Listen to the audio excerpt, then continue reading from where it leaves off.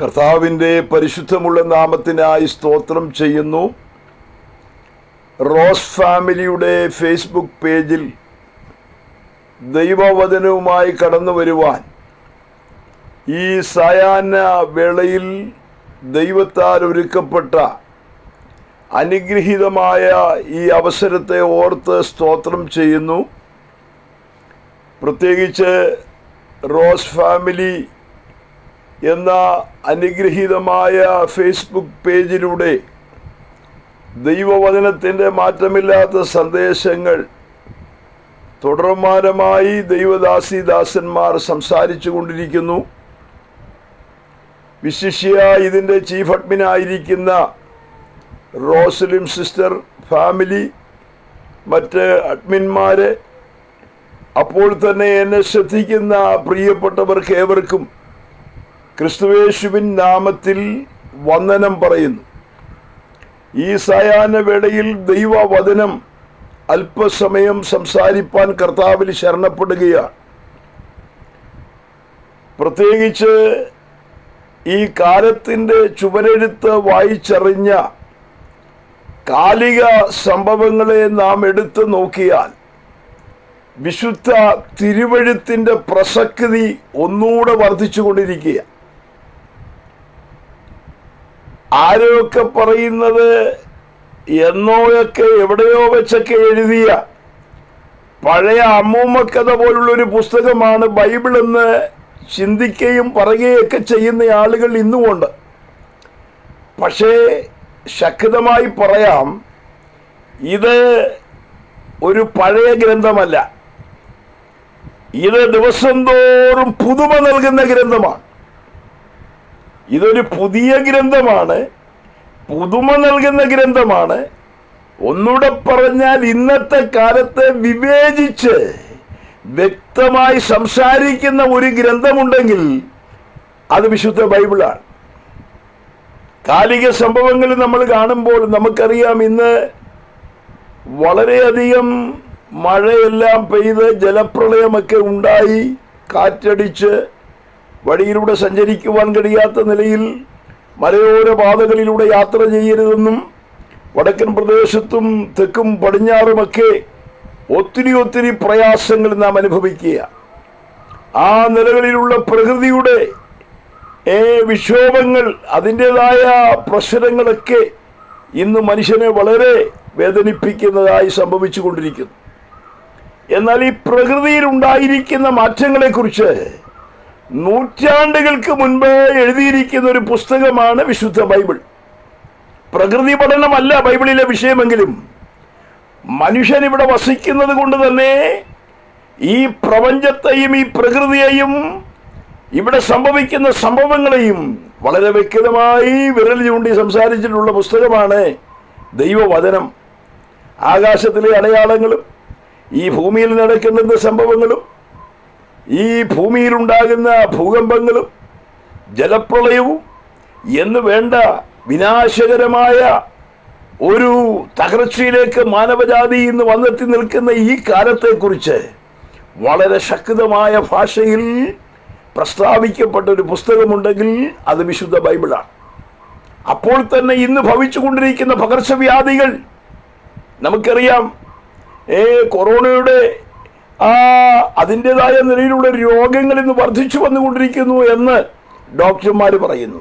ആ നിലകളിലുള്ള മാരകരമായ രോഗങ്ങൾ മനുഷ്യ സമൂഹത്തെ കാർന്നു തിന്നുകൊണ്ടിരിക്കുന്ന ഒരു കാലമാണ് ഈ കാലം.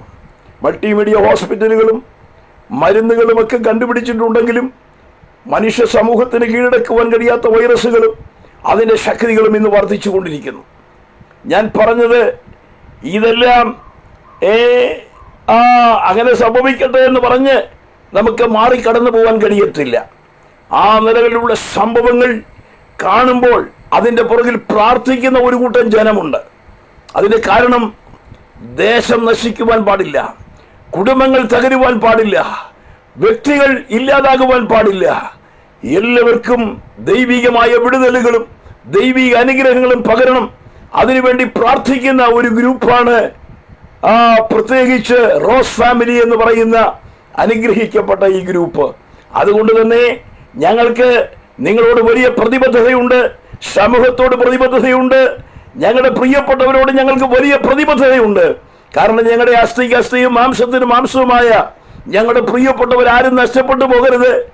ഈ കാലയളവിൽ ഇങ്ങനെയുള്ള വലിയ തകർച്ചകളും പ്രതിബന്ധങ്ങളും പ്രശ്നങ്ങളും ഒക്കെ വർദ്ധിച്ചു വരുമ്പോൾ തന്നെ ജീവിതത്തിൽ അവൻ ഒരു വിടുതലിലേക്ക്, നന്മയിലേക്ക്, അനുഗ്രഹത്തിലേക്ക് കടന്നു വരത്തക്ക നിലയിലുള്ള ദൈവികമായ സന്ദേശങ്ങളും ആലോചനകളുമാണ് ഞങ്ങൾ നിങ്ങളോട് പങ്കുവയ്ക്കുന്നത്. അതുകൊണ്ട് ഞങ്ങളെ ശ്രദ്ധിക്കുന്ന പ്രിയപ്പെട്ടവർ സഹർഷം ഈ ശുശ്രൂഷകളിൽ സംബന്ധിക്കുകയും ഇത് കേൾക്കുകയും അനുഗ്രഹം പ്രാപിക്കുകയും ചെയ്യണമെന്ന് ഒരു പ്രാവശ്യം കൂടെ ഓർപ്പിച്ചുകൊണ്ട് ഞാൻ വചന ശുശ്രൂഷയിലേക്ക് പ്രവേശിപ്പാൻ താല്പര്യപ്പെടുകയാണ്. ഇന്ന് ഈ സായാഹ്ന വേളയിൽ എൻ്റെ ഹൃദയത്തിൽ പരിശുദ്ധാത്മാവ് നൽകിയിരിക്കുന്ന ഒരു വേദഭാഗം സങ്കീർത്തനങ്ങൾ 138 അതിൻ്റെ 8-ാമത് വാക്യമാണ് നമ്മുടെ വിചിന്തനത്തിന് വേണ്ടി നാം കൊണ്ടുവരുവാൻ താല്പര്യപ്പെടുന്നത്. 138-ാം സങ്കീർത്തനത്തിൻ്റെ 8-ാമത് വാക്യം അതിങ്ങനെ വായിക്കുന്നു: യഹോവ എനിക്ക് വേണ്ടി സമാപ്തി വരുത്തും. യഹോവ എനിക്ക് വേണ്ടി സമാപ്തി വരുത്തും. അതിൻ്റെ ഭാഷാന്തരങ്ങൾ പലതുണ്ട്. നമ്മൾ ആ നിലകളിൽ പഠിച്ചാൽ നാം ഇങ്ങനെ വായിക്കുന്നത്: Lord will perfect that which concerns me എന്ന് പറഞ്ഞാൽ എൻ്റെ കാര്യത്തിൽ ദൈവത്തിനുള്ള ലക്ഷ്യം കർത്താവ് നിറവേറ്റും. എന്നെക്കുറിച്ച് ദൈവത്തിനൊരു ലക്ഷ്യമുണ്ട്, ആ ലക്ഷ്യം കർത്താവ് നിറവേറ്റും. മലയാളം ഭാഷാന്തരത്തിൽ വായിച്ചാൽ നമുക്ക് അത്രയും കാര്യങ്ങൾ മനസ്സിലാകത്തില്ല. ദൈവം സമാപ്തി വരുത്തുമെന്ന് മാത്രമേ നമുക്ക് മനസ്സിലാകൂ. എന്നാൽ അതിൻ്റെ ശരിയായ ഭാഷാന്തരം ഹോശാന ബൈബിളിൽ അതിന് കൊടുത്തിരിക്കുന്ന ഭാഷാന്തരം ഞാനൊന്ന് വായിച്ചു കേൾപ്പിക്കാം. യഹോവ എനിക്ക് വേണ്ടിയുള്ള തൻ്റെ ലക്ഷ്യം നിറവേറ്റും. യഹോവ എന്നെക്കുറിച്ച് എനിക്ക് വേണ്ടിയുള്ള തൻ്റെ ലക്ഷ്യം നിറവേറ്റും. അപ്പോൾ എന്നെ ശ്രദ്ധിക്കുന്ന പ്രിയപ്പെട്ടവരോട് അതിപ്രധാനമായ ചില ചിന്തകൾ ഓർപ്പിക്കുവാനാണ് ഈ സായാഹ്ന വേള ഉപയോഗിക്കുന്നത്. നമ്മെക്കുറിച്ച് ദൈവത്തിന് ഒരു ഗോളുണ്ട്, അഥവാ ഒരു ലക്ഷ്യമുണ്ട്. ലക്ഷ്യമില്ലാത്ത, ഉദ്ദേശമില്ലാത്ത, പർപ്പസ് ഇല്ലാത്ത ഒന്നും ഇവിടെ ഇല്ല. എൻ്റെ അടുത്തൊരു ഫാൻ ഇരുന്ന് കറങ്ങുന്നുണ്ട്. ഈ ഫാന് എന്തിനു വേണ്ടിയാന്ന് ചോദിച്ചാൽ അത് ചൂടുള്ളപ്പോൾ കാറ്റ് കൊള്ളാൻ വേണ്ടി വെച്ചിരിക്കുന്നതാണ്. ഇവിടെ പല കാര്യങ്ങളുണ്ട്. ഒരു ഗ്ലാസ് ഇരിപ്പുണ്ട്, ഒരു കണ്ണാടിയുണ്ട്, അപ്പുറത്ത് മാറിയ ഒരു അലമാരയുണ്ട്. ഇതെല്ലാം എന്തിനാന്ന് ചോദിച്ചാൽ ഇതിനെല്ലാം ഓരോ ഉദ്ദേശമുണ്ട്. ഉദ്ദേശമില്ലാത്ത ഒന്നും ഇവിടെ ഇല്ല. എല്ലാത്തിൻ്റെയും പിറകിൽ എന്തോയൊക്കെ ലക്ഷ്യങ്ങളുണ്ട്. ഇന്ന് എന്നെ ശ്രദ്ധിക്കുന്ന നിങ്ങളോട് പറയട്ടെ, നിങ്ങളെക്കുറിച്ച് ദൈവത്തിനൊരു വലിയ ഗോളുണ്ട്, ഒരു വലിയ ലക്ഷ്യമുണ്ട്. അത് ദൈവം നിറവേറ്റുവാൻ ആഗ്രഹിക്കുന്നു. അതിനായിട്ടാണ് ഈ വചന ശുശ്രൂഷയിലൂടെ അല്പസമയം ഞങ്ങൾ നിങ്ങളോട് ഈ സത്യം വിളിച്ചറിയിപ്പാൻ താല്പര്യപ്പെടുന്നത്. നിങ്ങളെക്കുറിച്ചുള്ള ദൈവത്തിൻ്റെ പദ്ധതി അത് പാഴായി പോകത്തില്ല. ദൈവം അത് നിറവേറ്റും. അതിൻ്റെ നിലയിലേക്ക് ദൈവം നിങ്ങളെ നടത്തും. ദൈവികമായ പദ്ധതികൾ നിങ്ങളുടെ ജീവിതത്തിൽ വെളിപ്പെടും. ആയതിലേക്ക് നിങ്ങളെക്കുറിച്ച് ദൈവം ആഗ്രഹിക്കുന്ന അളവിലേക്ക് വരുവാൻ തക്കവണ്ണം നിങ്ങളുടെ ഹൃദയത്തെയും ജീവിതത്തെയും ഒന്ന് ഒരുക്കാൻ കഴിഞ്ഞാൽ ഈ സായാഹ്ന വേള നിങ്ങളുടെ ജീവിതം വിടുതലിലേക്ക് വരുന്ന ഒരു സന്ദർഭമാക്കി സ്വർഗത്തിലെ ദൈവം മാറ്റുവാൻ പോകുകയാണ്. അതിനുവേണ്ടിയാണ് ഞങ്ങൾ ഈ സമയം വിനിയോഗിച്ച് നിങ്ങളോട് സംസാരിച്ചു കൊണ്ടിരിക്കുന്നത്. ശ്രദ്ധിക്കണമേ, നമ്മെക്കുറിച്ച് ദൈവത്തിനൊരു ഉദ്ദേശമുണ്ട്. അതാ ഞാൻ പറഞ്ഞു വന്നത്. ദൈവം അത് നിറവേറ്റുക തന്നെ ചെയ്യും. അല്ലെങ്കിൽ പിന്നെ ദൈവം ദൈവമല്ലല്ലോ. അവയതെ നമുക്കറിയാം, ദൈവത്തിൻ്റെ പദ്ധതികൾ പാളി എന്ന് തോന്നിയ സന്ദർഭങ്ങൾ വിശുദ്ധ ബൈബിളിലുണ്ട്. പിശാച് മനുഷ്യനെ ആവോളം സൂത്രത്തിലൂടെ കുടുക്കി ദൈവസാന്നിധ്യത്തിൽ നിന്ന് അകറ്റി ദൈവവും മനുഷ്യരുമായുള്ള ബന്ധം, ആ സുസ്ഥിരമായ, ആ അനുഗ്രഹിക്കപ്പെട്ട ആ ഉടമ്പടിയും ആ ബന്ധവും അതെല്ലാം ഉടച്ചു കളഞ്ഞതാ. പക്ഷേ ദൈവം വില കൊടുത്തു തന്നെ ആ ബന്ധത്തിലേക്ക് മനുഷ്യനെ മടക്കിക്കൊണ്ടുവരുവാൻ ആഗ്രഹിച്ചു. വില കൊടുത്തു തന്നെ ദൈവം മനുഷ്യനെ സ്നേഹിച്ചു. ചക്കാത്തിലെ സ്നേഹമല്ല, ഇവിടുത്തെ സ്നേഹമെല്ലാം ചക്കാത്തിലെ സ്നേഹമാണ്. എന്നാൽ ദൈവത്തിന്റെ സ്നേഹം തന്റെ പുത്രനെ നൽകി തന്ന് സ്നേഹിച്ചതാ. ഏറ്റവും വലിയ ഗിഫ്റ്റ് തന്റെ പുത്രനെ നമുക്ക് വേണ്ടി നൽകി ദൈവം നമ്മെ സ്നേഹിച്ചു. എന്തിന്? നമ്മെ ദൈവം ഏതൊന്നിനു വേണ്ടി തിരഞ്ഞെടുത്തുവോ, ഏതൊരു ലക്ഷ്യത്തിന് വേണ്ടി ഭൂമിയിലാക്കിയോ, അത് നമ്മിലൂടെ നിറവേറേണ്ടതിന് ദൈവം തന്റെ പുത്രനെ ക്രൂശിൽ മരിപ്പിച്ച് അവന്റെ കൈകാലുകൾ ആണികൾ അടിച്ച് പാപപരിഹാരം വരുത്തിക്കൊണ്ട് പാപിയായ മനുഷ്യനെ ദൈവത്തിലേക്ക് അടുപ്പിക്കുവാൻ ദൈവത്തിന് പ്രസാദം തോന്നി. അതിന്റെ കാരണം ദൈവത്തിന്റെ പദ്ധതിയെ പൊളിക്കുവാൻ ഇവിടെ ഒരു ശക്തിക്കും കഴിയത്തില്ല. കാരണം ദൈവമായിരിക്കുന്നത് കൊണ്ട് ഇന്ന് പകൽ ദൈവത്തിന്റെ പദ്ധതി അത് പൊളിയുകയില്ല. ദൈവം അത് നിവർത്തിക്കുക തന്നെ ചെയ്യും. അതുകൊണ്ടാണ് ആമേൻ ഈ സത്യം തിരിച്ചറിഞ്ഞ് ദൈവികമായ ലക്ഷ്യത്തിലേക്ക് ഒന്ന് മടങ്ങി വരണമെന്ന് അല്പസമയം ഈ തിരുവെഴുത്തിലൂടെ ഞങ്ങൾ നിങ്ങളോട് ആഹ്വാനം ചെയ്യുവാൻ താല്പര്യപ്പെടുന്നത്. ശ്രദ്ധിക്കണം, ദൈവത്തിന്റെ വിളിക്കകത്ത് ദൈവമക്കൾ മനസ്സിലാക്കണം, ദൈവത്തിന് നമ്മെക്കുറിച്ച് ഒരു ആശയമുണ്ട്. വാക്യങ്ങളൊക്കെ വായിച്ച സമയം കടന്നു പോകും. എഫേസ്യ ലേഖനത്തിൽ ദൈവം നമ്മെ വിളിച്ചിരിക്കുന്ന ചുമ്മാ വിളിച്ചതല്ല, ദൈവത്തിന് അതിൻ്റെ പുറകിൽ ഒരു വലിയ ആശയമുണ്ട്. ദൈവത്തിൻ്റെ ഇഷ്ടം നമ്മൾ അറിയണം. നമ്മളെല്ലാവരും അറിയേണ്ടത് ദൈവത്തിൻ്റെ ഇഷ്ടമാണ്. ദൈവത്തിൻ്റെ ഇഷ്ടമറിഞ്ഞ് ദൈവത്തിൻ്റെ ഹിതത്തിനൊത്തവണ്ണം അവന്റെ വിളിയാലുള്ള ആശ ഇന്നതെന്നറിഞ്ഞ് അതിനുവേണ്ടി നമുക്ക് നമ്മെ തന്നെ ഒരുക്കാൻ കഴിയുന്നെങ്കിൽ അതൊരു വലിയ വിജയമായി മാറുകയാണ്. ചിലരോട് ചോദിച്ചു ദൈവം വിളിച്ചതാണോ എന്ന് ചോദിച്ചപ്പോൾ അവർക്ക് തന്നെ നല്ല പിടുത്തമില്ല. ഞാൻ ഓർക്കുന്നുണ്ട്, ബൈബിൾ സ്കൂളിലെ ഇൻ്റർവ്യൂ നടക്കുമ്പോൾ ഒരു സഹോദരനെ കൊണ്ടുപോയി ഇൻ്റർവ്യൂവിന് ചോദിച്ചു ദൈവം വിളിച്ചതാണോ എന്ന് ചോദിച്ചു. പുള്ളി മിണ്ടിയില്ല. ദൈവം വിളിച്ചതാണോ എന്ന് 2-3 പ്രാവശ്യം ചോദിച്ചു. ശുശ്രൂഷയ്ക്ക് വിളിയുണ്ടോ എന്ന് ചോദിച്ചു. പുള്ളി മിണ്ടുന്നില്ല. അപ്പോൾ കൊണ്ടുചെന്ന ആളോട് ചോദിച്ചു വിളിച്ചിട്ട് വന്നതാണോ, കർത്താവിൻ്റെ വിളിയുണ്ടോ? അപ്പോൾ പുള്ളി പറഞ്ഞു അവനെ വിളിച്ചോ എന്നുള്ളത് ഞാൻ കേട്ടില്ല, അത് എങ്ങനെയാണെന്ന് അറിയത്തില്ലെന്ന് പറഞ്ഞു. അപ്പം നോക്കണേ, ഈ കഴിഞ്ഞ ദിവസം ഒരു ദൈവദാസൻ പറഞ്ഞ പോലെ പാൻറ്റിനകത്ത് കയറുന്നതാ സുവിശേഷ വേല എന്നൊരു ധാരണ പലർക്കും ഉണ്ടായിട്ടുണ്ട്. പാൻറ്റിനകത്ത് കയറി കഴിഞ്ഞാൽ, നല്ല കറുത്ത പാൻറ്റും വെള്ള ഉടുപ്പ് ഇട്ട് കഴിഞ്ഞാൽ സുവിശേഷ വേലക്കാരനായി. നോ, അതൊക്കെ വേണ്ടെന്ന് ഞാൻ പറഞ്ഞില്ല. പക്ഷെ അതല്ല വിളിയുടെ ലക്ഷ്യമെന്ന് പറയുന്നത്. വിളിക്കകത്ത് ഒരു ലക്ഷ്യമുണ്ട്. അത് വിളി കേട്ടവർക്കേ അറിയാൻ പറ്റത്തുള്ളൂ. ദൈവം എന്നെ വിളിച്ചു എന്ന് പറയുമ്പോൾ അതകത്ത് കിടന്ന് അലതല്ലുന്ന ഒരു ദൈവശബ്ദമാണ്. ഇരമ്യാവിൻ്റെ ചരിത്രം നിങ്ങൾ വായിച്ചു നോക്കണം. ഞാൻ വിശദീകരിക്കാൻ സമയം എടുക്കുന്നില്ല, എൻ്റെ വിഷയത്തിലേക്ക് വരേണ്ടതുള്ളത് കൊണ്ട്. ഇരമ്യാവ് നേരിട്ട പ്രതിസന്ധികൾ വളരെയാണ്. ഈ ദൂത് പറയാൻ അങ്ങോട്ട് തുടങ്ങിയപ്പോൾ തന്നെ ചെളിക്കകത്തോട്ട് ഇവനെ കുഴിച്ചങ്ങോട്ട് താത്തു, കിണറ്റിനകത്തോട്ട് എറിഞ്ഞു. അയ്യോ, ചെയ്യാത്തതൊന്നുമില്ല. ഒരു ദിവസം ഇരമ്യാവ് ദൈവത്തോട് പറഞ്ഞു, എനിക്ക് വയ്യ ദൈവമേ, എനിക്ക് പറയാൻ വയ്യ, ഞാനിനി പറയത്തില്ല. അയ്യോ, എനിക്കിനി പറയാൻ മേല. എന്നുവെച്ച് പുള്ളി തന്നെ പറയാ, ഇതെൻ്റെ അകത്ത് കത്തുക, എൻ്റെ അസ്ഥിക്കകത്ത് അടയ്ക്കപ്പെട്ടിട്ട് തീ കത്തുന്ന പോലെ എനിക്ക് പറയാതിരിക്കാൻ വയ്യ. ആ വിളിയുടെ ആ ശക്തി മനസ്സിലായോ? അതകത്ത് അസ്ഥിക്കകത്ത് കത്തുക.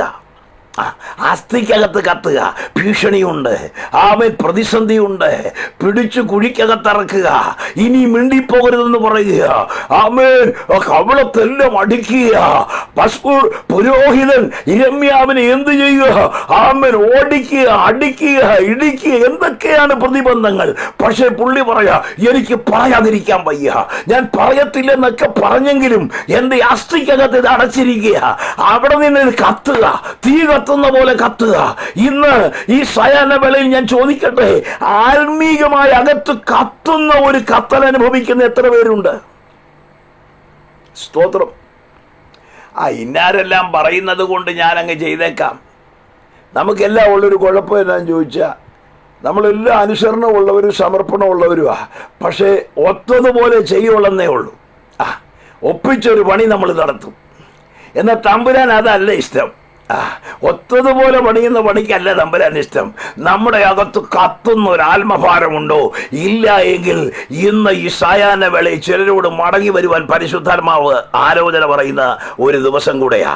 ആമേൻ, നിന്റെ അകത്ത് കത്തുന്നൊരു വിളിയുണ്ടോ? ശ്രദ്ധിക്കണമേ, ദൈവത്തിന് ഒരു ലക്ഷ്യം നമ്മെ കുറിച്ചുണ്ട്. ഞാൻ ദൈവമക്കളോടായി ആദ്യം ഇതിന്റെ ഭാഗം ഒന്ന് സംസാരിപ്പാൻ താല്പര്യപ്പെടുകയാണ്. നമുക്കറിയാം, എലീശയോടുകൂടെ ഒരു ഗേഹസിയെ നിങ്ങൾ ശ്രദ്ധിക്കുക. ഈ ഗേഹസിയെ കുറിച്ച് ഗേഹസിക്കും ഒരു ലക്ഷ്യമേ ഉള്ളൂ, എലീശയ്ക്കും ഒരു ലക്ഷ്യമേ ഉള്ളൂ, ദൈവത്തിനും ഒരു ലക്ഷ്യമേ ഉള്ളൂ. എന്താ? ഗുരുവിനെ പോലെ ആകുന്നത് ശിഷ്യന് മതി. ഗേഹസി എന്ന് പറയുന്നത് എലീശയുടെ അടുത്ത ശിഷ്യനാ. പക്ഷേ അങ്ങനെ ശുശ്രൂഷയിൽ വർദ്ധിച്ചു വരവേ ഒരു ദിവസം നയമാൻ വന്നു. നയമാൻ വിടുതൽ പ്രാപിച്ചു. ചരിത്രമൊക്കെ നമുക്കറിയാം, ഞാൻ വിശദീകരിക്കുന്നില്ല, ഒരു ചിന്ത പറയാനാ.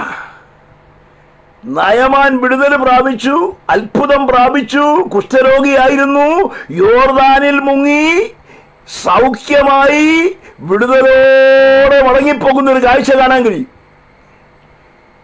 ഇതെല്ലാം ഈ ശിഷ്യനായ ഗേഹസി കണ്ടു. നയമാന്റെ വിടുതലും ശുശ്രൂഷയും അത്ഭുതമൊക്കെ കണ്ടു. പക്ഷെ പുള്ളിക്ക് ഒന്നും പിടിച്ചില്ല. കാരണം ഈ നയമാന് കൊണ്ടുവന്നതായിരിക്കുന്ന ആ വെള്ളിയും പൊന്നും ഈ നിലകളിലുള്ളതായിരിക്കുന്ന കാര്യങ്ങളെല്ലാം ഈ തൻ്റെ യജമാനൻ എന്ത് ചെയ്തു? വേണ്ടെന്ന് വെച്ചു. കാരണം ദൈവം സൗജന്യമായി കൊടുത്ത ശുശ്രൂഷ അത് സൗജന്യമായി തന്നെ ചെയ്തു.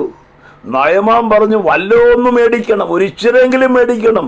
പ്രവാചകൻ പറഞ്ഞു, വേണ്ട, നിന്റെ കയ്യിൽ തന്നെ ഇരിക്കട്ടെന്ന് പറഞ്ഞു. ആ ചുമടും ചുമന്നുകൊണ്ട് ആളുകൾ മലമ്പ്രദേശത്തോട് നടന്നു പോകുമ്പോൾ എലീശ കാണാതെ തന്നെ ഗേഹസി മലഞ്ചരിവിലൂടെ നയമാന്റെ പുറകെ ചെന്നു. നമുക്ക് ചരിത്രം അറിയാം. ഒരു വലിയ ലക്ഷ്യത്തിന് വേണ്ടി വിളിക്കപ്പെട്ട ഗേഹസി, യജമാനനായ എലീശയെ പോലെ ശുശ്രൂഷ ചെയ്യേണ്ടവൻ, അത്ഭുതങ്ങൾക്ക് വേണ്ടി നിലനിൽക്കേണ്ടവൻ, ഇപ്പോ കണ്ണഞ്ചിക്കുന്ന ചില സ്വർണ്ണക്കട്ടികളും വെള്ളിയും പൊന്നുമൊക്കെ കണ്ടപ്പോൾ അവൻ എന്തോ അവന്റെ ലക്ഷ്യത്തിൽ നിന്ന് വ്യതിചലിക്കുക. അവനെക്കുറിച്ച് ദൈവത്തിന്റെ പദ്ധതിയും അവനെക്കുറിച്ചുള്ള അവന്റെ ഗുരുവിന്റെ പദ്ധതിയും അവനിൽ രൂഢമൂലമായിരിക്കുന്ന ദൈവികമായ ആ ലക്ഷ്യവുമെല്ലാം ഒരു നിമിഷം മറന്നിട്ട് ഇവൻ എന്ത് ചെയ്യുക? അവൻ നയമാന്റെ പിന്നാലെ യാത്ര ചെയ്യുക. ഓടിച്ചെന്നു, വഴിയിൽ വെച്ച് അവരെ തടഞ്ഞു. അയ്യോ, അവര് പെട്ടെന്ന് സാധനം എല്ലാം താത്തു വെച്ചു. ചോദിച്ചു, എന്താ ഇങ്ങനെ ഓടി വരാനുള്ള കാര്യം? അപ്പൊ പറഞ്ഞു, അയ്യോ, നിങ്ങൾ പോന്നു കഴിഞ്ഞപ്പോഴാ 5-6 അതിഥികൾ അവിടെ വന്നത്. യജമാനൻ പറഞ്ഞു, അങ്ങോട്ട് ചെന്ന് ആ അല്പസാധനങ്ങളൊക്കെ ഇങ്ങനെ മേടിച്ചോണ്ട് വാ, എങ്കിലല്ലേ അതിഥികളെ നമുക്ക് കാര്യങ്ങൾ. ഏതായാലും ഈ പറഞ്ഞതൊക്കെ നമുക്കറിയാം എന്തായിരുന്നെന്നുള്ളത്. മേടിച്ച് കാര്യങ്ങളെല്ലാം, അയ്യോ ഇത്രയും കൂടി ഇരിക്കട്ടെ എന്ന് പറഞ്ഞ് ഈ നയമാന്റെ ആളുകൾ എന്ത് ചെയ്യുന്നറിയാമോ? ഇവന്റെ കയ്യിൽ കൊടുത്തു കാര്യങ്ങളെല്ലാം. ഗേഹസിയുടെ ഇതെല്ലാം കൂടെ മേടിച്ച് പൊതിഞ്ഞ് അടുക്കള വഴി ആരും കാണാതെ ഇവന്റെ മുറിക്കകത്ത് കയറി അലമാരിയുടെ മൂല ആരും കാണാതെ ഒളിച്ചു വെച്ചു. ഒളിച്ചു വെച്ച് കഴിഞ്ഞപ്പോൾ പ്രാർത്ഥിക്കുന്ന എലീശയ്ക്ക് കാര്യങ്ങൾ അറിയത്തില്ലേ? ഒളിച്ചു വെച്ച സ്തോത്രം സ്തോത്രം പറഞ്ഞ് ആരുടെ മുമ്പിൽ വന്നു? എലീശയുടെ മുമ്പിൽ വന്നു. ഉടനെ ചോദിച്ചു, നിന്റെ സ്തോത്രം നല്ല സ്തോത്രമാണോ? ശരിയായിട്ടാണോ നീ സ്തോത്രം പറയുന്നത്? അതെ യജമാനനെ, എന്താ കുഴപ്പം? ഞാൻ എന്നും അങ്ങയുടെ മുൻപിൽ വരുമ്പോൾ സ്തോത്രം ചെയ്യും, ആരാധിക്കും, സ്തുതിക്കും. പക്ഷെ എലീശ പറഞ്ഞു, ഇന്നത്തെ നിന്റെ സ്തോത്രത്തിന് എന്തോ ഒരു കുഴപ്പമുണ്ട്. നീ നന്നായിട്ടല്ല സ്തോത്രം പറയുന്നത്, എന്തോ ഒരു പന്തികേട് നിന്നിൽ കാണുന്നുണ്ട്. നീ ആരുടെയോ പിന്നാലെ യാത്ര ചെയ്യുന്നതായി, ആ നിലകളിൽ ചിലത് നീ മേടിച്ച് അലമാരിക്കകത്ത് വെച്ചിരിക്കുന്നതായി ഞാൻ കാണുന്നു. ദൂത അങ്ങോട്ട് വെളിപ്പെട്ടു. ദൂത് വെളിപ്പെട്ട് കഴിഞ്ഞപ്പോഴത്തേന് ഇവൻ ആകപ്പാടെ വിറയാൻ തുടങ്ങി. വല്ലാത്തൊരു പരുവത്തിലായി, ആകപ്പാടെ കുഴയാൻ തുടങ്ങി, കൈകാലുകൾ ആടാൻ തുടങ്ങി. എലീശ ഒരു ദൂതൂടെ ചേർത്ത് പറഞ്ഞു, നീ മേടിച്ചുകൊണ്ട് വന്ന ആ സ്വർണ്ണക്കട്ടിയും വെള്ളിക്കട്ടിയൊക്കെ ഉണ്ടല്ലോ, അതിൻ്റെ കൂടെ ഒരു കാര്യം കൂടെ നീ തിരിച്ചു കൊണ്ടുവന്നിട്ടുണ്ട്, നയമാൻ്റെ കുഷ്ഠം. നിമിഷം കൊണ്ട് ഗേഹസി ഒരു കുഷ്ഠരോഗിയായി മാറി എന്നുള്ളത് നമുക്കവിടെ പഠിക്കാനായിട്ട് കഴിയും. ദൈവത്തിന് സ്തോത്രം. എന്തിനാ ഞാനിത് പറഞ്ഞെന്ന് ചോദിച്ചാൽ, ദൈവം വിളിച്ച ലക്ഷ്യത്തിൽ നിന്ന് ദൈവജനം വ്യതിചലിക്കരുത്. ഇന്ന് സംഭവിച്ചു കൊണ്ടിരിക്കുന്ന ഇങ്ങനെയാ. കണ്ണഞ്ചിക്കുന്ന ഈ ലോകത്തിന്റെ ചിലതിൻ്റെ പിന്നാലെ ഈ നാളുകളിൽ ദൈവികമായ ലക്ഷ്യങ്ങളെ വിട്ട് പലരും യാത്ര ചെയ്തുകൊണ്ടിരിക്കുക. സ്തോത്രം. ലോകം വേണ്ട, എനിക്കൊന്നും വേണ്ട, എൻ്റെ താതന്റെ സന്നിധവും ചേർന്നാൽ മതി. ഇപ്പൊ ലോകം മതിയെന്നാ പാടുന്നത്. ഒരു കാലത്ത് പാടിയത് ലോകം വേണ്ട, എനിക്കൊന്നും വേണ്ട, ഇപ്പൊ ഇതെല്ലാം മതിയെന്ന് ഒരു തന്നെ തലത്തിന് പിടിക്കുക സഹോദരനുമായിട്ട്. സ്തോത്രം. ഞാൻ ചോദിക്കേണ്ട ഒരു ചെറിയ വിട്ടുവീഴ്ച പോലും ഇല്ലാതെ ഭൗതിക വിഷയത്തിന്റെ മുമ്പിൽ ആത്മീയരെന്ന് അഭിനയിക്കുന്ന ആളുകൾ പോലും ദൈവത്തെ കൂടാതെ ലക്ഷ്യം വിട്ട്, അവരെ കുറിച്ചുള്ള ദൈവിക പദ്ധതി വിട്ട് അതിന്റെ പിന്നാലെ വഴക്കും വക്കാണവും കേസും പുക്കാറുമായി നടക്കുന്ന കാഴ്ച കാണുമ്പോൾ ഒരു കാര്യം ഞാൻ നിങ്ങളോട് പറയാം, ദൈവം വിളിച്ചിരിക്കുന്ന ലക്ഷ്യത്തിൽ നിന്ന് ആത്മീയരിന്ന് അകന്നു മാറിക്കൊണ്ടിരിക്കുക. സ്തോത്രം. സ്തോത്രം. എന്നെ ശ്രദ്ധിക്കുന്ന പ്രിയപ്പെട്ടവരെ, ദൈവത്താൽ വേർതിരിക്കപ്പെട്ട ദൈവികമായിരിക്കുന്ന അനുഭവങ്ങൾ അകത്തലങ്ങളിൽ ദൈവം നൽകിയ ആഴമേറിയ ഒരു ശുശ്രൂഷയ്ക്ക് വേണ്ടി ദൈവം വേർതിരിച്ച, ദൈവ പ്രവൃത്തിക്ക് വേണ്ടി ദൈവം രൂപാന്തരപ്പെടുത്തിയ എന്നെയും നിന്നെയും ഈ ദിവസങ്ങളിൽ ദൈവം ആഗ്രഹിക്കുന്ന ലക്ഷ്യത്തിലേക്ക് കുതിക്കുവാൻ കഴിയാതെ ഇടയ്ക്ക് നമ്മുടെ ജീവിതത്തെ വ്യതിചലിപ്പിക്കുന്ന ഏതെങ്കിലും സാഹചര്യങ്ങൾ ഉണ്ടെങ്കിൽ, കണ്ണഞ്ചിപ്പിക്കുന്ന ഈ ലോകത്തിന്റെ എന്തെങ്കിലും ധാടിമോടികളോ സന്തോഷങ്ങളോ പണമോ അല്ല ലോകസ്നേഹമോ അല്ല താൽക്കാലിക തൊലിപ്പുറത്തുള്ള സന്തോഷമോ അതേതെങ്കിലുമൊക്കെ നിന്റെ ജീവിതത്തിൽ വ്യതിചലിപ്പിക്കുന്നെങ്കിൽ ഇന്ന് ഈ സായാഹ്നവേളയിൽ പരിശുദ്ധാത്മാവ് വിളിച്ചു പറയുന്നു, നീ ഒന്ന് മടങ്ങി വരേണ്ട സമയമാണ്. സ്തോത്രം. അതിന്റെ പിന്നാലെ നീ യാത്ര ചെയ്താൽ നിനക്ക് സ്വർണ്ണക്കട്ടി മാത്രമല്ല കിട്ടുന്നത്, അവസാനം നയമാന്റെ കുഷ്ഠം കൂടെ കിട്ടും. അപ്പോൾ ലക്ഷ്യം കൈവെടിയരുത് കേട്ടോ. ഞാൻ ദാവീദ് പറയുന്ന ആ വാക്യം പലപ്പോഴും എൻ്റെ ഹൃദയത്തിൽ വന്ന് ആഞ്ഞു പതിച്ചിട്ടുണ്ട്. ഒരു കാര്യം തന്നെ ഞാൻ ആഗ്രഹിക്കുന്നു. 27-ാം സങ്കീർത്തനത്തിലാ ആ വാക്യം ഇങ്ങനെയാണ്, ഞാനൊന്ന് വായിച്ചു കേൾപ്പിക്കാം. 27-ാം സങ്കീർത്തനത്തിലെ ദാവീദ് പറയുന്ന ഒരു പദം നിങ്ങൾ ശ്രദ്ധിച്ചോ? സ്തോത്രം. 27-ാം സങ്കീർത്തനത്തിൽ ഇങ്ങനെ വായിക്കുന്നു, സ്തോത്രം, ഞാൻ ഒരു കാര്യം യഹോവയോട് അപേക്ഷിച്ചു, അത് തന്നെ ആഗ്രഹിക്കുന്നു. ഇത് ആഗ്രഹം വേറെയാ, അപേക്ഷ വേറെയാ. അപേക്ഷയും ആഗ്രഹവും എല്ലാം കൂടെ ഒരു കാര്യത്തെയാ. ഇതങ്ങനെയല്ല. അപേക്ഷ ഇവിടെ കിടക്കും, ആഗ്രഹം എല്ലാം പലതിലുവാ. പണ്ടൊരാള് ഒരു പാവപ്പെട്ട വിശ്വാസിയാണെന്നാ പറയുന്നത്. വിശ്വാസിയാണോ അവിശ്വാസിയാണോ കണക്ക് കൂട്ടിക്കൊണ്ടാ മതി. അത് ഇങ്ങനെ ഒരു കുടിലിൽ താമസിക്കുക. അപ്പൊ തന്റെ കുടിലിനടുത്ത് ഒരു മനുഷ്യൻ 2-3 നില വീട് പണിതു. തൊട്ടു ചേർന്ന വീട് പണിതിരിക്കുക. ഇത് കാണുമ്പോഴൊക്കെ ഇങ്ങേർക്ക് ആകപ്പാടൊരു സന്തോഷക്കുറവാണ്. ഇത്രയും വലിയ വീട് പണിത് ഉന്നതനായി പാർക്കുന്ന ഈ മനുഷ്യന്റെ വീടും അവിടുത്തെ പരിസ്ഥിതിയൊക്കെ കണ്ടപ്പോൾ ഈ കുടിലിൽ താമസിക്കുന്ന മനുഷ്യനൊരു ചെറിയ അസൂയ, വലിയ അസൂയ എന്ന് ഞാൻ പറയുന്നില്ല.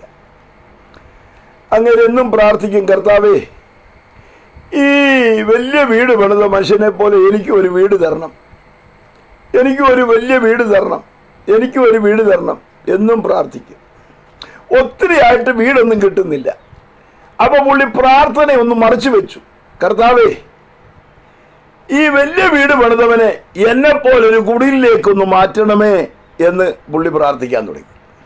അപ്പൊ മനോഭാവം നോക്കി, എനിക്കങ്ങനെ ഒരു വീട് തരണമേ എന്ന് പുള്ളി പ്രാർത്ഥിച്ചു. കിട്ടുകയെന്ന് കണ്ടപ്പോ പറയാ, ഇവനെ നേരെ കീഴോട്ട് കൊണ്ടുവരണമെന്ന്. സ്തോത്രം. ഇതെന്തൊരു മനോഭാവ! ഒരാൾക്കൊരു നന്മ കിട്ടിയ ആമേൻ പറയാൻ കഴിയുന്നെങ്കിൽ അതാ ഏറ്റവും വലിയ ഭാഗ്യമെന്ന് പറയുന്നത്. അസൂയയുടെയും പകയുടെയും ഒക്കെ ആ ആത്മാവ്, അത് ഏതൊരു ആത്മാവാണെന്നറിയത്തില്ല, ആ ആത്മാവ് അകത്ത് കയറി ഇങ്ങനെ ചിലപ്പം വ്യാപരിക്കും. സ്തോത്രം. കാരണം പുറമേ സ്തോത്രവും ഹല്ലേലൂയയും ഗ്ലോറിയൊക്കെ പറയുമെങ്കിലും, അന്യഭാഷ പടപടാന്ന് പറയുമെങ്കിലും, ചില കാര്യങ്ങളൊക്കെ വരുമ്പോൾ ഭയങ്കര അസൂയ, ഭയങ്കര കുശുമ്പ്, കുന്നായ്മ. കഴിഞ്ഞ ദിവസം ഒരാൾ പറഞ്ഞു, പെന്തിക്കോസ് എനിക്ക് വലിയ ഇഷ്ടമാണ്, പക്ഷെ പെന്തിക്കോസിനകത്ത് കുശുമ്പും കുന്നായ്മയും അല്ലാതെ വേറെ ഒന്നുമില്ല. അതിന്റെ കാരണം എന്നാണെന്നറിയാമോ? ഇത് വല്ല വിധേനെ പലരെയും കുശുമ്പും കുന്നായ്മയും ഒക്കെ കൊണ്ടുവന്ന് പിശാച് ജഡത്തിൽ ഒതുക്കാൻ ശ്രമിച്ചുകൊണ്ടിരിക്കുക. പക്ഷെ ഒരു കാര്യം പറയാം, ഇതിന്റെ ജഡത്തിന്റെ രാഗമോഹങ്ങളെ അതിന്റെ ശക്തിയോടുകൂടെ ക്രൂശിച്ചുകൊണ്ട് ഈ ദിവസങ്ങളിൽ നമ്മൾ ലക്ഷ്യത്തിലേക്ക് യാത്ര ചെയ്യുവാൻ, നമ്മളെ കുറിച്ചുള്ള ദൈവത്തിന്റെ പദ്ധതിയിലേക്ക് മുന്നേറുവാൻ ഇന്ന് ഈ സായാഹ്ന വേളയിൽ പരിശുദ്ധാത്മാവ് നമ്മോട് ആഹ്വാനം ചെയ്യുക. അതിന് വിഘാതമായി വിരോധമായി നിൽക്കുന്ന സകലത്തെയും പിടിച്ച് ആണിയടിച്ച് ക്രൂശി വെക്ക്. സ്തോത്രം. ദൈവഹിതമല്ലാത്ത, ദൈവിക ചർച്ചയില്ലാത്ത ദ്രവ്യാഗ്രഹമാണെങ്കിൽ അങ്ങനെ, പാപത്തിന്റെ ദോഷത്തിന്റെ ചിന്തകളാണെങ്കിൽ അങ്ങനെ, ലൈംഗികമായ ആ നിലകളുടെ ആവേശമോ ആ വൈകൃതങ്ങളോ ആണെങ്കിൽ അങ്ങനെ, ഇവനെയൊക്കെ പിടിച്ച് ആണിയടിച്ച് ക്രൂശിൽ വെച്ച് ജീവിതം ധന്യമാക്കി ലക്ഷ്യത്തിലേക്ക് കുതിക്കാൻ കഴിയുന്നെങ്കിൽ, പിശാചിനോട് പോരാടി ജയമെടുക്കാൻ കഴിയുന്നെങ്കിൽ അതാ വലിയ വിജയമെന്ന് പറയുന്നത്. ദൈവത്തിന് സ്തോത്രം. ഈ ദിവസങ്ങളിൽ നമ്മുടെ ലക്ഷ്യം തന്നെ എന്താണെന്നുള്ള ചിന്തയിലേക്ക് നമ്മെ ഒന്ന് ശോധന ചെയ്യണം. നാം വചനം കേൾക്കാത്തവരല്ല, ദിനംതോറും വചനം വായിക്കാത്തവരല്ല, യോഗങ്ങളിൽ ദൈവദാസന്മാരുടെ ആലോചന കേൾക്കാത്തവരല്ല.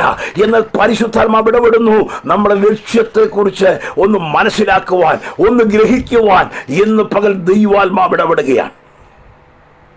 ഇവിടെ നാം വായിക്കുന്നു, ഞാൻ വേഗം മുന്നോട്ട് വരികയാണ്, സമയത്തിന്റെ പരിമിതി ഒത്തിരി എൻ്റെ മുൻപിലുണ്ട്.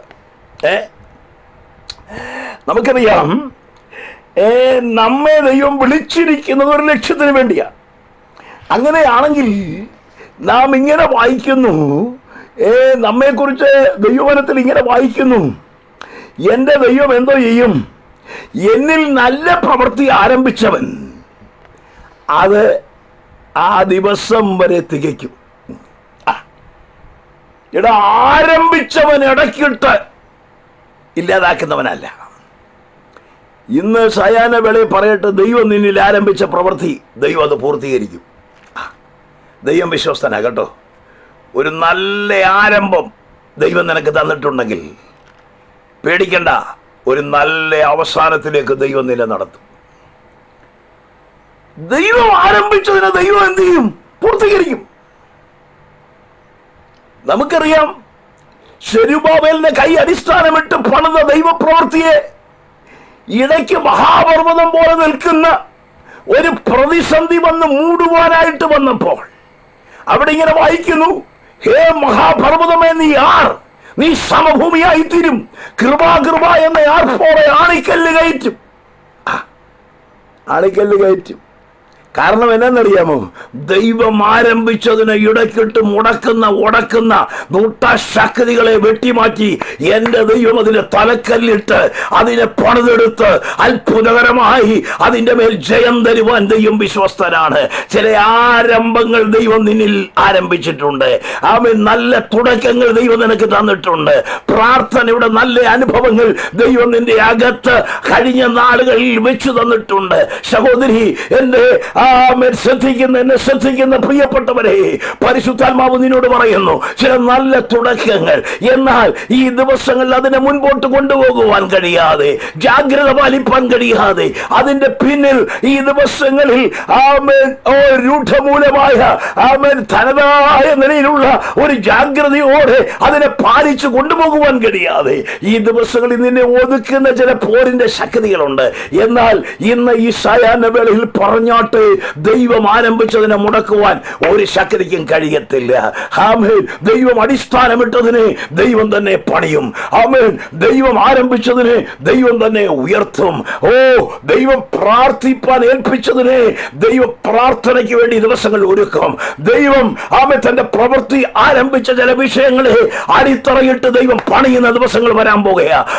ചൂടമാന ഹബ്ദരാജന, എന്നെ ശ്രദ്ധിക്കുന്ന പ്രിയപ്പെട്ടവരെ, നിന്നെ ആരംഭിച്ച ചില പ്രവൃത്തി പലപ്പോഴും നിങ്ങൾക്ക് തോന്നിയിട്ടുണ്ട്, അയ്യോ ഇത് തീർന്നു പോകുമോ, ഇതിന്റെ പിൻപിൽ ഒന്നും നടക്കത്തില്ലേ, ഇങ്ങനെ പോയാൽ എന്തായിത്തീരും, എങ്ങനെ കാര്യങ്ങൾ നടക്കും? പേടിക്കണ്ട, ഒരു ദൈവ പ്രവൃത്തി ഇതിന്റെ പുറകിൽ ചലിക്കാൻ പോകുകയാ. ദൈവത്തിന്റെ കരം ഇതിന്റെ പുറകിൽ ചലിക്കാൻ പോകുകയാ. പരിശുദ്ധാത്മാവ് ആരോടൊക്കെയോ സംസാരിച്ചു കൊണ്ടിരിക്കുക. ദൈവത്തിന്റെ കരതലങ്ങൾ നിനക്ക് വേണ്ടി ചലിക്കുന്ന ദിനങ്ങൾ വരുവാൻ പോകുകയാ. നീ ഈ ദിവസങ്ങളിൽ ജാഗരൂകരാക്. നീ മനസ്സിലാക്കി ഈ ദിവസങ്ങളിൽ ദൈവസന്നിധി സമർപ്പിച്ച് ജാഗരണത്തോടെ പ്രാർത്ഥനയോടെ എഴുന്നേക്ക. ഈ ദിവസങ്ങളിൽ സടകുടഞ്ഞ് എഴുന്നേക്ക. ദൈവത്തിന്റെ പ്രവൃത്തി നിന്റെ കൺമുൻപിൽ വെളിപ്പെടും. യഹൂദ ഗോത്രത്തിന്റെ സിംഹമായവൻ ഇന്ന് ഈ സായാഹ്ന വേളയിൽ നിനക്ക് വേണ്ടി ചലിക്കാൻ പോകുക. ആരൊക്കെ ഏതൊക്കെ നിലകളിൽ നിനക്ക് വിരോധമായി പോരാടിയാലും നിന്നിൽ ആരംഭിച്ച പ്രവൃത്തി ദൈവം അത് ഉള്ളതുപോലെ വെളിപ്പെടുത്തുവാൻ വിശ്വസ്തനാണ്. ശ്രദ്ധിക്കണമേ, ദൈവം ഒരു ലക്ഷ്യത്തിലേക്ക് നമ്മെ വിളിച്ചെങ്കിൽ ദൈവം തുടക്കമിട്ടത് ദൈവം തന്നെ നിറവേറ്റും. പക്ഷെ നമ്മുടെ ജീവിതത്തിൽ പാലിക്കേണ്ട ചില ക്രമീകരണങ്ങളുണ്ട്. അതാണ് ഇത് എല്ലാം ദൈവം അങ്ങ് ചെയ്തോളൂ എന്നും പറഞ്ഞാൽ ചിലങ്ങനെ ഇരിക്കുന്നത്. ദൈവം എല്ലാം ചെയ്തോളൂ, എല്ലാം ഒന്നും ദൈവം ചെയ്യത്തില്ല. ഒരാൾ പറഞ്ഞ പോലെ എല്ലാം കർത്താവിനെ ഏൽപ്പിച്ചിരിക്കുക. സഹോദര, ചുമ്മാതാ. നീ ചെയ്യേണ്ട ചിലതുണ്ട്. നിങ്ങൾ ശ്രദ്ധിച്ചോ? എന്റെ കർത്താവ് ലാസറിനെ നാറ്റം വെച്ചടത്തുനിന്ന് പുറത്തു കൊണ്ടുവരാൻ വരിക. പക്ഷെ കർത്താവ് ഒരു കാര്യം പറഞ്ഞു, കല്ല് നീക്കെ. ഞാൻ ചോദിക്കട്ടെ, മരിച്ചു നാറ്റം വെച്ചതിന് കർത്താവിന് ഒരു വാക്കി പുറത്തു കൊണ്ടുവരാൻ കഴിയുമെങ്കിൽ ഒറ്റ വാക്ക് പറഞ്ഞാൽ പോരെ, കല്ല് നീങ്ങാൻ. ഇല്ലെന്നേ, നീ ഉരുട്ടി വെച്ചത് നീ നീക്കണം. അത് നിന്റെ പണിയാണ്.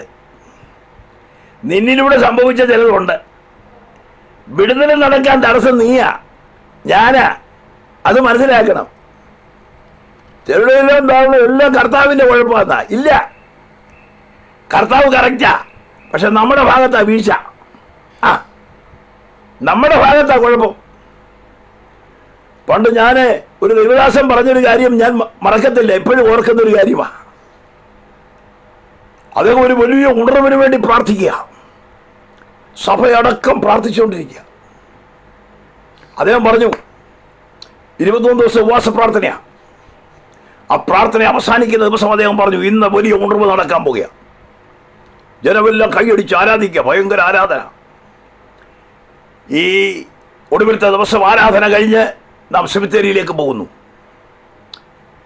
ഞാൻ പ്രാർത്ഥിച്ച് കല്ലറയിൽ നിന്ന് ഇന്നാരെ പ്രാർത്ഥിച്ച് എഴുന്നേൽപ്പിക്കാൻ പോവാന്ന് പറഞ്ഞു. ഭയങ്കര ഉണർവ് നടക്കാൻ പോവാന്ന് പറഞ്ഞു. എല്ലാവർക്കും ഭയങ്കര അത്ഭുതം. എല്ലാവരും കൂടെ സെമിത്തേരിയിലേക്ക് പോയി. ദൈവദാസൻ ആദ്യം ചെന്ന് ഒരപ്പച്ചൻ കിടക്കുന്ന കല്ലറെടുക്കാൻ ചെന്ന് പ്രാർത്ഥിക്കാൻ ആരംഭിച്ചു. അമ്മച്ചി ഓടി വന്നേച്ച് പറഞ്ഞു, വേണ്ട, ഇനി അപ്പച്ചനെ എഴുന്നേൽപ്പിക്കണമെന്ന് പറഞ്ഞു. എന്റെ വാസ്തവം ഞാൻ ഒത്തിരി സഹിച്ചു, മടുത്തു. ഇനി അപ്പച്ചൻ എഴുന്നേറ്റ് വന്നാൽ എനിക്കാ പ്രശ്നം. അപ്പോ പാസ്സാകപ്പാടെ പ്രയാസമായി. അടുത്ത കല്ലറയിലോട്ട് ചെന്നു. അവിടെ ചെന്ന് ഒരാൾക്ക് വേണ്ടി പ്രാർത്ഥിച്ച് കഴിഞ്ഞപ്പോൾ അവിടുത്തെ ഒരാൾ വന്ന് പറഞ്ഞു അത് എഴുന്നേറ്റ അതും പ്രശ്നം. പാശ പറഞ്ഞെന്നാ പറഞ്ഞു. ഇപ്പൊ ഉണർവിന്റെ തടസ്സാരാ. എടാ കല്ലറയ്ക്കകത്ത് കിടക്കുന്നവൻ എഴുന്നേക്കുമെന്നേ, പക്ഷെ ഇതിന് തടസ്സമാരാ. ഇത് എഴുന്നേറ്റ് വന്നാൽ അതും കുഴപ്പമാണെന്നാ പറയുന്നേ. സ്തോത്രം. ഇത് സംഭവമാണോ അസംഭവമാണോ നടന്നതാണോ എന്നൊന്നും നിങ്ങൾ ചോദിക്കരുത്. ഒരു കാര്യം സത്യമാ, പ്രാർത്ഥിച്ചൊരു വിടുതൽ നടക്കും, അത്ഭുതം നടക്കും എന്നൊക്കെ പറഞ്ഞാൽ അത് പൂർണ്ണമായിട്ട് വിശ്വസിച്ച് ഏറ്റെടുക്കാൻ പലർക്കും തടസ്സമാ. പല തടസ്സവാദങ്ങളാ പറയുന്നേ. അവസാനം പാസ് പറഞ്ഞു ഇതുകൊണ്ടാ ഇവിടെ ഉണർവ് നടക്കാത്തെന്ന് പറഞ്ഞു. സ്തോത്രം. എന്തുമായിക്കോട്ടെ, ഉണർവിന് തടസ്സമായിട്ട് നിൽക്കുന്നത് പലപ്പോഴും നമ്മളാ. ദൈവം പ്രവർത്തിപ്പാൻ ശക്തനായി നമ്മുടെ മുൻപിലുണ്ട്. റോസ് ഫാമിലിയുള്ള സകല അംഗങ്ങളോട് ഞാൻ പറയുന്നു, ഒരു ദൈവ പ്രവൃത്തിയുടെ കരം വെളിപ്പെടുവാൻ ഈ ദിവസങ്ങളിൽ ശക്തമായി സടകൂടെ എഴുന്നേൽക്കേണ്ടത് ആവശ്യമെന്ന് ദൈവാത്മാവ് ശക്തമായി വെളിപ്പെടുത്തുകയാണ്. ഒരു അന്ത്യകാല ശുശ്രൂഷയ്ക്ക് വേണ്ടി ദൈവം നമ്മെ വിളിച്ചിട്ടുണ്ട്, വേർതിരിച്ചിട്ടുണ്ട്. ആ ലക്ഷ്യത്തിലേക്ക് ഈ ദിവസങ്ങളിൽ ജനമൊന്ന് മടങ്ങി വന്നേ മതിയാകൂ. എല്ലാം ചെയ്ത് നമ്മുടെ കാര്യങ്ങളെല്ലാം നിവർത്തിച്ച് ഏറ്റവും ഒടുവിൽ ആ ആട്ടെ എന്ന് പറഞ്ഞൊരു ഒറ്റ ഷൂ പ്രാർത്ഥന പ്രാർത്ഥിക്കുകയല്ല, മറിച്ച് സ്തോത്രം നമ്മുടെ മേരി കോര് പറഞ്ഞതുപോലെ വെടി അത് ഷൂ ആയി പോകുന്ന വെടിയല്ല, അത് പൊട്ടുന്ന വെടിയായി മാറണമെങ്കിൽ ഈ ദിവസങ്ങളിൽ ആകത്ത് നിറയ്ക്കണം. വെടിമരുന്ന് ആകത്ത് ഈ ദിവസങ്ങളിൽ ആത്മാവിന്റെ അഭിഷേകം കൊണ്ട് നിറയ്ക്കണം. അങ്ങനെയാണെങ്കിൽ ഈ ദിവസങ്ങളിൽ ആമേൻ ആ വെടി പൊട്ടുകയുള്ളൂ, അല്ലെങ്കിൽ അത് ഷൂ ആയി പോകും. പലതും ഷൂ ആയി മാറിക്കൊണ്ടിരിക്കുക. പരിപാടിയുണ്ട്, പ്രോഗ്രാം നടക്കുന്നുണ്ട്, പക്ഷെ ഷൂവാ എല്ലാം കഴിഞ്ഞ് കഴിഞ്ഞപ്പോൾ ഇവിടെ കോട്ടയത്ത് ഒരു പരിപാടി ഉണ്ടായിരുന്നു, കോടിക്കണക്കിന് രൂപ മുടക്കിയില്ല. എല്ലാം കഴിഞ്ഞപ്പോൾ ഞാനൊക്കെ പോയി 1-2 ദിവസം ഭയങ്കരമാവട്ടെ, ദൈവമേ വിടുതൽ നടക്കട്ടെ, പക്ഷെ അവസാനം ഷൂ ആയിപ്പോയി. അത്രേ പറയുന്നുള്ളൂ, വിശദീകരിക്കുന്നില്ല. ഭയങ്കരമായിട്ട് പണം മുടക്കി, കാശ് മുടക്കി, ഭയങ്കര പരിപാടി. ഞാൻ പറയട്ടെ, ഈ ദിവസങ്ങളിൽ ഒരു സ്തോത്രം നനഞ്ഞ പടക്കം പോലെ ഇരിക്കാനല്ല ദൈവം നമ്മെ വിളിച്ചത്. പരിശുദ്ധാത്മാവ് വ്യക്തമായി നമ്മോട് സംസാരിച്ചു കൊണ്ടിരിക്കുന്നു. എന്റെ വാക്കുകൾ ദീർഘമാക്കുവാനുള്ള അവസരം എന്റെ മുൻപിൽ ഇല്ല എന്ന് എനിക്കറിയാം. എങ്കിലും ഞാൻ എന്റെ വിഷയത്തിന്റെ ഭാഗത്തേക്ക് കയറിയതേ ഉള്ളൂ. ഒരു ദൈവ പ്രവൃത്തി നിന്നിലൂടെ ദൈവം കാണുന്നുണ്ട് കേട്ടോ. നയമാന്റെ വീട്ടിലെ ഒരു വേലക്കാരിയെ നിങ്ങളൊന്ന് ശ്രദ്ധിച്ച. ഒരു വേലക്കാരി ഇസ്രയേലിൽ നിന്ന് അടിമകളായി പിടിച്ച കൂട്ടത്തിൽ കിട്ടിയതാ ഒരു കൊച്ചു പെങ്കൊച്ച്. അവക്ക് ആ വീട്ടിലെ സ്ഥിതി മനസ്സിലായപ്പോൾ യജമാനത്തിയെ വിളിച്ചേച്ച് പറഞ്ഞു, പാത്രം കഴുകുകയും അവിടുത്തെ ജോലി നോക്കുകയും അവിടുത്തെ പല കാര്യങ്ങളും ചെയ്യുന്നതിനിടയ്ക്ക് യജമാനത്തിയോട് പറഞ്ഞു, യജമാനത്തിയെ ഒരു കാര്യം പറയട്ടെ, ഞങ്ങളുടെ നാട്ടിൽ ഒരു പ്രവാചകനുണ്ട്. നമ്മുടെ യജമാനൻ അവിടെ ചെന്നാൽ യജമാനന് സൗഖ്യം കിട്ടും. സ്തോത്രം. അടിമയായിട്ട് വന്നതാണ്, വീട്ടിൽ പാത്രം കഴുകാണ് ജോലി, വീട്ടിലെ നിലം തുണയാണ് ജോലി, വീട്ടിലെ മുഴുവൻ ജോലിയും അവളാ ചെയ്യുന്നത്. അവൾ അടിമ പെൺകുട്ടിയാ, പക്ഷെ അതിനിടയ്ക്കൊരു ദൂതുണ്ട്. യജമാനത്തിയെ, ഇവിടെ തകർന്നു കിടക്കുന്ന യജമാനന്റെ അവസ്ഥയ്ക്ക് മാറ്റം വരും. ഞാൻ അനുഭവിച്ച ഞങ്ങളുടെ ജനം അനുഭവിച്ചൊരു വിടുതലുണ്ട്. അവിടേക്ക് ഒന്ന് ചെന്നാൽ ഒരു വിടുതലുണ്ട്. ഞാൻ ചോദിക്കട്ടെ, ഈ അടിമ പെൺകുട്ടിക്ക് ഇത് പറയണോ? അത് പറഞ്ഞില്ലെങ്കിലും അവൾക്കവിടെ ജീവിക്കാൻ വരെ. പക്ഷെ അവളുടെ അന്തരംഗത്തിൽ കത്തുന്ന ഒരു ലക്ഷ്യമുണ്ട്. കാരണം അനുഭവിച്ചറിഞ്ഞ വിടുതൽ മറ്റുള്ളവരോട് പറയാതിരിക്കാൻ കഴിയുകയില്ല. ഒരടിമ പെൺകുട്ടി അത് പറഞ്ഞെങ്കിൽ ഞാൻ ചോദിക്കട്ടെ, വിടുതൽ അനുഭവിക്കുന്ന ദൈവവേദലേ, സ്വാതന്ത്ര്യം അനുഭവിക്കുന്ന ദൈവവേദലേ, നിന്റെ ലക്ഷ്യത്തിൽ നിന്ന് നീ അകന്നു പോകരുത്. എത്രയോ പേരോട് പറയേണ്ട സമയം കഴിഞ്ഞു, എത്രയോ പേരെ നേടേണ്ട സമയം കഴിഞ്ഞു, എത്രയോ പേർക്ക് വേണ്ടി പ്രാർത്ഥിക്കേണ്ട സമയം കഴിഞ്ഞു. ആമേൻ. നിന്നെ കുറിച്ചുള്ള ദൈവിക പദ്ധതി മുടങ്ങിക്കിടക്കുക. ഇന്ന് പറ, ഞാൻ മടങ്ങി വരിക കർത്താവേ, എന്നെ കുറിച്ചുള്ള ദൈവിക ലക്ഷ്യത്തിലേക്ക് ഞാൻ മടങ്ങി വരിക. പരിശുദ്ധാത്മാവ് ആരോടൊക്കെയോ സംസാരിക്കുന്നു. ദൈവിക ലക്ഷ്യത്തിലേക്ക് ഞാൻ മടങ്ങി വരിക, എന്നെ തന്നെ ഞാൻ സമർപ്പിക്കുക കർത്താവേ എന്ന് പറഞ്ഞ് ഒരു പുത്തൻ നിർണയത്തിലേക്ക്, തീരുമാനത്തിലേക്ക് കടന്നു വരാം. ഞാൻ എന്റെ വാക്കുകളെ ദീർഘമാക്കുന്നില്ല. എന്നെ ശ്രദ്ധിക്കുന്ന പ്രിയപ്പെട്ടവരെ, ഓ ദൈവം നമ്മെ കുറിച്ചുള്ള തന്റെ ലക്ഷ്യം നിറവേറ്റട്ടെ. ദൈവം നമ്മെ കുറിച്ചുള്ള തന്റെ പദ്ധതികൾ, തന്റെ പർപ്പസുകൾ ഈ ദിവസങ്ങളിൽ നിറവേറ്റട്ടെ. ഈ 2025 മെയ് മാസം ഒടുവിലത്തെ ദിവസങ്ങളിൽ നാം വന്നിരിക്കുക. ദൈവത്തിന്റെ പദ്ധതി നടക്കട്ടെ. അതിനുവേണ്ടി ഈ ദിവസങ്ങളിൽ നമ്മെ വിട്ടുകൊടുക്കാം, നമ്മെ തന്നെ സമർപ്പിക്കാം, ഒരു പുതിയ തീരുമാനത്തിലേക്ക് മടങ്ങി വരാം. കേൾക്കപ്പെട്ട വചനത്തിന്റെ മുമ്പിൽ ഒരു നിമിഷം ഏൽപ്പിച്ചു കൊടുക്കാം. ഞങ്ങളുടെ കർത്താവേ, സ്വർഗീയ പിതാവേ, ഈ വചനം കേൾക്കുന്നവർക്ക് ഇത് വിടുതലിന് കാരണമാകണമേ. ദൈവം ഞങ്ങൾക്ക് വേണ്ടി ഒരുക്കുന്ന ലക്ഷ്യത്തിലേക്ക് ഈ ദിവസങ്ങളിൽ മടങ്ങി വന്ന് കർത്താവിന് വേണ്ടി ശോഭിപ്പാനും പ്രയോജനപ്പെടുവാനും ഏവർക്കും അവിടുന്ന് കൃപ നൽകണം. ഞങ്ങളുടെ ഗ്രൂപ്പിനെ, ഞങ്ങളെ ശ്രദ്ധിച്ചവരെ എല്ലാം ആശീർവദിച്ചാട്ടെ. തിരുനാമത്തെ ഉയർത്തും യേശു ക്രിസ്തുവിൻ നാമത്തിൽ തന്നെ. ആമേൻ.